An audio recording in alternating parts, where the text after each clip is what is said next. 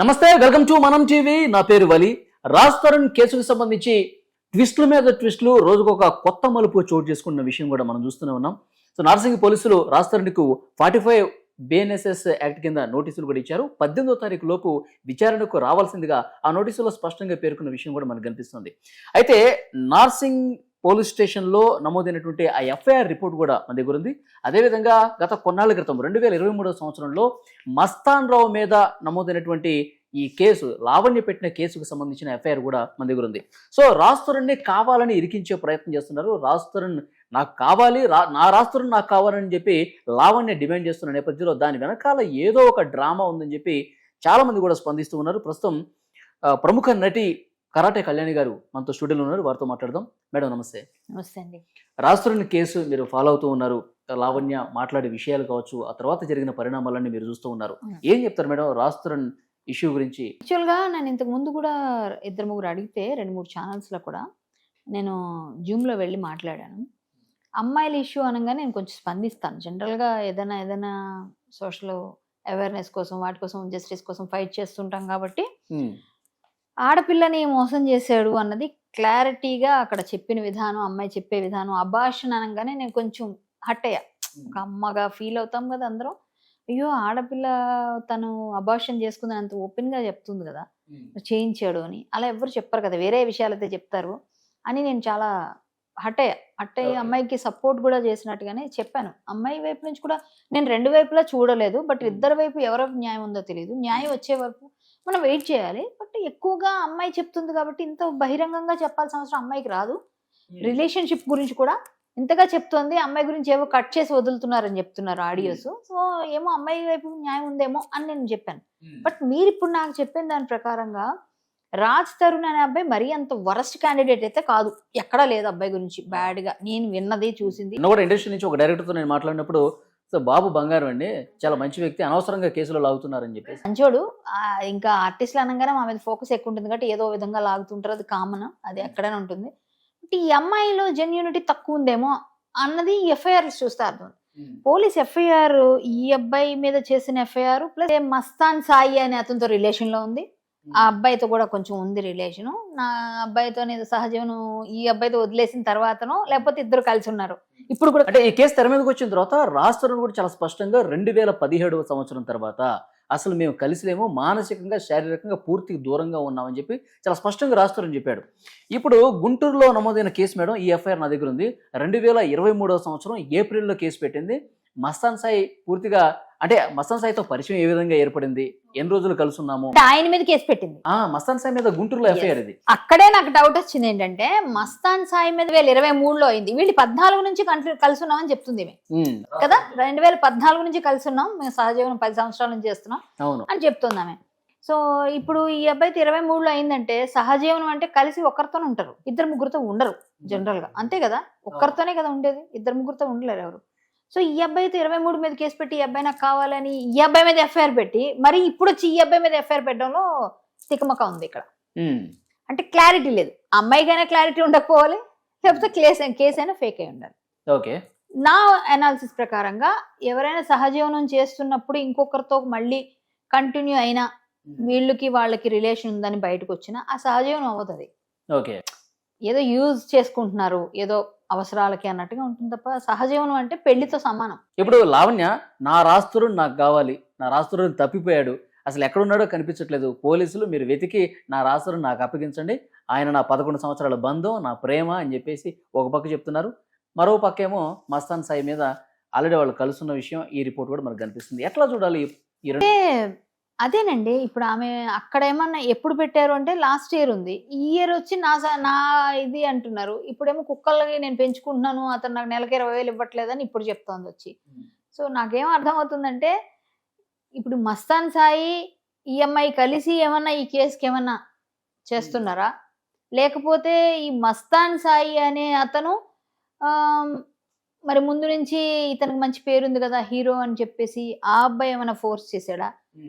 ఇద్దరు కలిసి చేస్తున్నారు అనడానికి ఆ అబ్బాయి మీద కూడా కేసు ఉంది, మస్తాన్ సాయి పైన. So Mastan Sai case correct అయితే ఇది కరెక్ట్ కాదు, ఇది కరెక్ట్ అయితే అది కరెక్ట్ కాదు.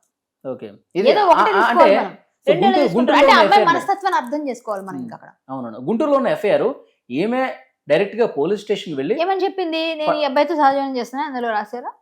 వీళ్ళిద్దరు గొడవ జరిగింది. ఓకే. ఇక్కడ క్లియర్ గా మీకు ఒకసారి చదివి వినిపిస్తాను. యాక్చువల్ గా వీళ్ళిద్దరూ కలిసి ఉన్న తర్వాత అతను వెంటబడ్డాడంట ప్రేమించమని.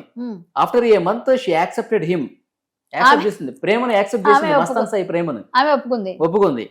అప్పటి నుంచి ఇద్దరు కలిసి ఉన్నారు, ఇంటికి రావటం పోవటం జరుగుతూ ఉండేది. ఉమ్. తర్వాత ఒకరోజు కొన్నాళ్ళు కలిసి ఉన్న తర్వాత ఈ మస్తాన్ సాయికి వేరే అమ్మాయిలతో లవ్ అఫేర్ ఉందని తెలిసిందంట. తర్వాత అంతకు ముందే అతనికి మ్యారేజ్ అయిన విషయం కూడా తెలిసిందంట. తెలిసి she question him, he accepted and apologised her. Question చేసింది, క్వశ్చన్ చేసిన తర్వాత సరే నా తప్పు అయిపోయింది క్షమించంటే క్షమించేసింది మళ్ళీ. అంటే ఆమెకి పిక్కిల్ మైండ్ అనుకోవాలా? ఆ మైండ్ పిక్కిల్ మైండ్ అయితేనే అంటే వెంటనే 10-11 సంవత్సరాలు రాజస్థాన్తో ఉన్నానని చెప్పినామే ఎట్లా కలిసి ఉంటుంది, ఎట్లా మస్తాన్ సాయి ప్రేమని యాక్సెప్ట్ చేస్తుంది, ఎట్లా కొన్ని రోజులు కలిసి ఉంటుంది? అంటే ఈ అబ్బాయికి ఏమన్నా వదిలేసి దూరంగా ఉన్నాడు కాబట్టి ఇంకెవరినో ఒకరు చేసుకోవాలని అట్లా వెళ్ళిందేమో. మళ్ళీ ఇప్పుడు ఆమె బుద్ధి వచ్చి వచ్చిందా? అసలు ఏం అర్థం కావట్లేదు, నాకేం కన్ఫ్యూజన్ చేసేస్తున్నారు మీరు. కన్ఫ్యూజన్ స్టేట్ లో ఉన్నా. అంటే ఒక అమ్మాయి ఇన్ని రకాలుగా అంటే రంగులు మార్చడం అన్నది నాకు రంగులు అంటారు వాటిని, అదే మరి షేడ్స్ చూపిస్తుంది. షేడ్స్ ఒక విధంగా మన 23లో ఒక షేడ్ అబ్బాయి మీద కేసు పెట్టినప్పుడు యాక్సెప్ట్ చేశాను, అబ్బాయి అపాలజీ చెప్పాడు, అబ్బాయి పెళ్ళయింది, ఇన్ని చెప్తున్నప్పుడు మరి రాజ్ తరుణ్తో సహజీవనం అని ఇప్పుడు ఎలా అంటారు? సహజీవనం బ్రేక్ అయిపోయినట్టే అక్కడ. అవును, బ్రేక్ అయిపోయింది. సహజీవనం కంటిన్యూస్ గా 10 years ఉన్నది, కంటిన్యూ ఇప్పటికీ స్టిల్ ఉంటే అనడానికి. మరి మస్తాన్ సాయి మీద మీరు కేసు పెట్టినప్పుడు మీరే యాక్సెప్ట్ చేశాను, ఒప్పేసుకున్నానని చెప్పి ఇది బ్రేక్ అయిపోయినట్టే కదా. ఇది బ్రేక్ అయినట్టే. మరి రాజ్ తరుణ్తో ఇప్పుడు ఎట్లా ఉన్నట్టు? మళ్ళీ మరి అప్పుడు నువ్వు పాస్ట్ లో అబ్బాయితో ఉన్నావు, ఇష్టపడ్డావు, చేసుకున్నావు, అని నీకు నచ్చితే అబ్బాయితో ఏదైనా అబార్షన్ కూడా అయిందో లేకపోతే ఏమైందో అది మీ ఇద్దరు ఇది పర్సనల్. బట్ అది బ్రేక్ అయిపోయినట్టే. ఎందుకంటే ఈ అబ్బాయి మీద కేసు ఇది మీరు ఇంకోటి, ఈ కేసు బయటకు వచ్చిన తర్వాత మేడం రాజ్ తరుణ్ మీడియా ముఖంగా చెప్పారు 2017 తర్వాత బ్రేకప్ అయిపోయి మేము దూరంగా ఉంటున్నప్పుడు కూడా సో ఆయన రాజ్ తరుణ్ ఇంటి పైనే పోర్షన్ లోనే వీళ్ళు ఉండేవాళ్ళంట. సో డ్రగ్స్ అలవాటు కూడా ఉంది, డ్రగ్స్ కేసులో ఆల్రెడీ ఈ జన్మలో డ్రగ్స్ కేసులో ఉంది. సో డ్రగ్స్ తెచ్చుకోవటం కానీ చేసుకోవడం ద్వారా వీళ్ళిద్దరికి ఇప్పుడు నేను హీరోగా ఉన్నాను, నేను నా బిజీలో నేను ఉంటాను, ఇది చాలా సెన్సిటివ్. ఎందుకంటే ఇప్పుడు సినిమా ఇండస్ట్రీ డ్రగ్స్ ఎట్లా పట్టుకుంటున్నారో మనం చూస్తూనే ఉన్నాం. నా కెరీర్కి ఇబ్బంది అవుతుంది, ప్లీజ్ ఇలాంటివి చేయొద్దు అన్నందుకు ఈమెను డ్రగ్స్ కేసులు ఇరికించడానికి రాజ్ తరుణే కారణమని ఆమె భావించి ఏమైనా ఈ విధంగా చేస్తున్నారో ఒక అనుమానం కూడా ఉంది. మేబీ ఛాన్సెస్ అయితే ఉన్నాయి మీరు అన్న విధంగా కూడా. కానీ ఒకటి నేను ఇప్పటికీ షాక్లోనే ఉన్నాను. ఎందుకంటే మొన్నటిదాకా నేను ఆమెకి అమ్మాయిలు ఇలా మరీ అబార్షన్ ఇష్యూస్ లేకపోతే లవ్ అని ప్రేమకి లొంగిపోయే అమ్మాయిలు ఎవరైనా, నేను కూడా ఒక అమ్మాయిని గడు కొంతమంది గురించి విన్నాను, తెలుసు, చూసాం. సో ప్రేమకి చాలా విధాలుగా లొంగిపోతారు అమ్మాయిలు. ఈ అమ్మాయి కూడా అలాగే అబ్బాయికి ఇష్టపడింది, పిచ్చిగా ప్రేమిస్తుంది, నా తరుణ్ కావాలి, నా రాజ్ తరుణ్ కావాలి అంటుంది ఆమె.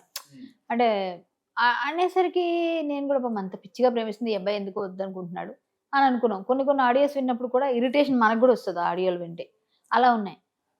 మరి ఇన్ని అవుతున్నప్పుడు ఈ 23లో పెట్టిన కేసే నిజమైతే, మస్తాన్ సాయి అని అతనితో ఉన్నదే కన్ఫర్మ్ అయితే ఇది బ్రేక్ అయినట్టే. రాజ్ తరుణ్ గారితో ఇంకా అమ్మాయికి రిలేషన్ ఉందని ఎవరు ఒప్పుకోక్కర్లేదు. ఎందుకు ఒప్పుకుంటారు? మీరు రిలేషన్ అన్నప్పుడు కంటిన్యూస్ గా ఒక్కరితో ఉంటారు, కానీ ఇద్దరు ముగ్గురితో రిలేషన్ ఉంటుంది ఒకే టైంలో, సేమ్ టైంలో ఉండదుగా. ఇద్దరు ముగ్గురికి ఎప్పుడు ఉండదు.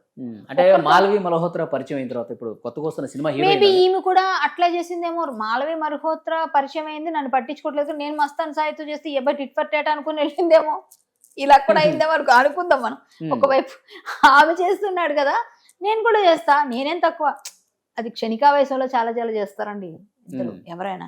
ఇప్పుడు డ్రగ్ అలవాటు ఉందనుకోండి, ఆ టైంలో ఏమో బలహీన క్షణాలు, వీళ్ళు ఎవరేం చేస్తున్నారు ఎవరికి తెలుస్తుంది. ఇప్పుడు మాలవి మల్హోత్రా అని ఈ అబ్బాయి తిరుగుతున్నాడు కాబట్టి నేను ఇక్కడ నాకెందుకు దొరకరు అనేటట్టు చేసిందంటే ఏమికే నష్టం కదా. ఈ సినిమా స్టార్ట్ అయింది రీసెంట్ గా, నష్టం కదా. ఇదేమో 2023 మార్చి ఏప్రిల్ కదా. సో ఇది కన్నా ముందు అదైంది. సో అలా చూస్తే ఇంకా వీళ్ళిద్దరు కంటిన్యూస్ గా ఉన్నది వీళ్ళిద్దరు కన్నా ముందు, వీళ్ళ మధ్యలో బ్రేక్ అయిపోయారు. అలా అయితే రాజ్ తరుణ్ కరెక్ట్ చెప్తున్నట్టు 15లోనే చెప్పేశాడు కదా, మేము విడిపోయాము, మా ఇద్దరికి చాలా రోజుల నుంచి మేము దూరంగా ఉన్నాము. మరి ఆ అబ్బాయి చెప్తుందే ఇప్పుడు కన్సిడర్ చేయాల్సి వస్తుంది. ఎందుకంటే ఈమె ఇతనితో ఉంటూ మళ్ళీ ఇతను కావాలి అని ఏ విధమైన ఉద్దేశంతో చేస్తున్నారో ఆ ఉద్దేశాన్ని బయటకు తీయాలి ఫస్ట్ పోలీసు.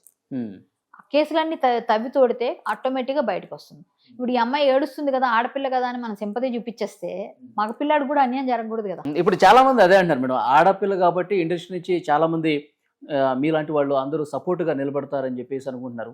అంటే నిజం ఎటువైపు, న్యాయం ఎటువైపు? నిజం వైపే ఉండాలండి. ఎవరైనా సరే, అబ్బాయి అయినా అమ్మాయి అయినా తప్పే. తప్పుని ఖండించాల్సిందే. తప్పు చేస్తే అమ్మాయి అయినా శిక్ష పడాలి, అబ్బాయి అయినా శిక్ష పడాలి. అమ్మాయికైతే తక్కువ శిక్ష, అబ్బాయికైతే ఎక్కువ శిక్ష ఏమి ఉండదు. న్యాయానికి చట్టానికి అందరూ ఒకటే. సో ఈ అమ్మాయి తప్పు చేసిందన్నా కూడా అదే శిక్ష పడాలి. ఈమెకి ఏమైనా గ్రడ్జ్తో 45 days నన్ను పంపించారు నా మీద కోపంతో అని ఏమైనా అట్లా ఏమన్నా ఇప్పుడు ఆ రివెంజ్ ఏమైనా తీర్చుకుంటున్నారా, లేకపోతే ఈ అమ్మాయి నిజంగానే మోసపోయిందా, లేకపోతే ఈ అబ్బాయే తప్పు చెప్తున్నాడా? ఈ ఎఫ్ఐఆర్ మరి తప్పు కాదుగా. గుంటూరులో అయిన ఎఫ్ఐఆర్ అయితే తప్పు, పోలీసులు అయితే తప్పు చేయరుగా. తప్పు చేయరంటే వాళ్ళైతే లా ప్రకారంగా అన్ని వెరిఫై చేయకుండా ఎఫ్ఐఆర్ చేయరుగా. నేరుగా స్టేషన్ కి కంప్లైంట్ చేసిందంటే ఏది చెప్తే అదే రాస్తారు వాళ్ళు. మరి ఆమె చెప్పిందే అప్పుడు అది నిజమైనప్పుడు ఇదేంటి మరి ఈ ఎఫ్ఐఆర్ ఏంటి అంటే ఇది ఫేక్ ఎఫ్ఐఆరా? నువ్వు చేయించావా గ్రడ్జ్తో? ఫేక్ ఎఫ్ఐఆర్ రాజస్థాన్ మీద బురద చేయాలని చూసారా? అంటే అబ్బాయి ఎదుగుతున్న టైంలో ఒకవేళ కాదు ఇది నిజమైతే అదేంటి? ఓకే, అది మనం రెండు బేరీజ్ వేసుకుంటే నిజాలు ఇన్వెస్టిగేషన్ లో ఇవన్నీ తెలుస్తాయి. ఇన్వెస్టిగేషన్ లో ఇద్దరిలో ఎవరు తప్పున్నదని తేలాలి. ఒకవేళ అమ్మాయి తప్పున అమ్మాయి శిక్షింపబడాలి, అబ్బాయి తప్పున అబ్బాయి శిక్షింపబడాలి. ఎవ్వరు ఎటువైపు కూడా న్యాయం నుంచి చట్టం నుంచి తప్పించుకోలేరండి. కొంచెం లేట్ కావచ్చేమో, కొంచెం ఇవి కేసులు అనేవి కొంచెం లేట్ అవుతాయి అంతే మనకు తెలిసినంత. ఇప్పుడు ఏవో మారుతున్నాయి అన్నారు కాబట్టి కొంచెం తొందరగా అవుతాయేమో తెలియదు. బట్ ఏంటంటే ఈ అమ్మాయి ఇప్పుడు ఏమే దీక్షకు కూడా కూర్చుంటానంటుంది. రాస్తారంటే మీకు ఎందుకు నోటీస్ పంపించట్లేదు, ఎందుకు పిలవట్లేదు, ఎందుకు ఇన్వెస్టిగేషన్ ఫాస్ట్ గా చేయట్లేదు, నేను దీక్షకు కూర్చుంటా.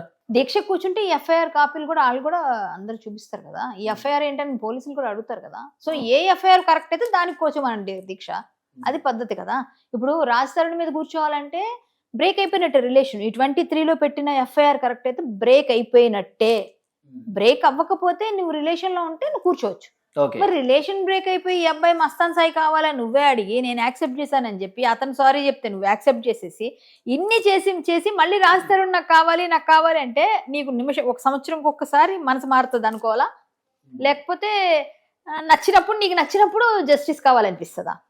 ఓకే, నీకు నచ్చినప్పుడు నీకోసం న్యాయం చట్టం మారిపోవాలి. ఇప్పుడు ఇంత బలంగా కూర్చోడానికి వేరే కారణాలు ఏమైనా ఉండొచ్చా మేడం? అంటే ఏమన్నా ఎక్స్పెక్ట్ చేసి మేబీ వాళ్ళిద్దరి మధ్య ఫైనాన్షియల్ ఏమైనా ఉండొచ్చు.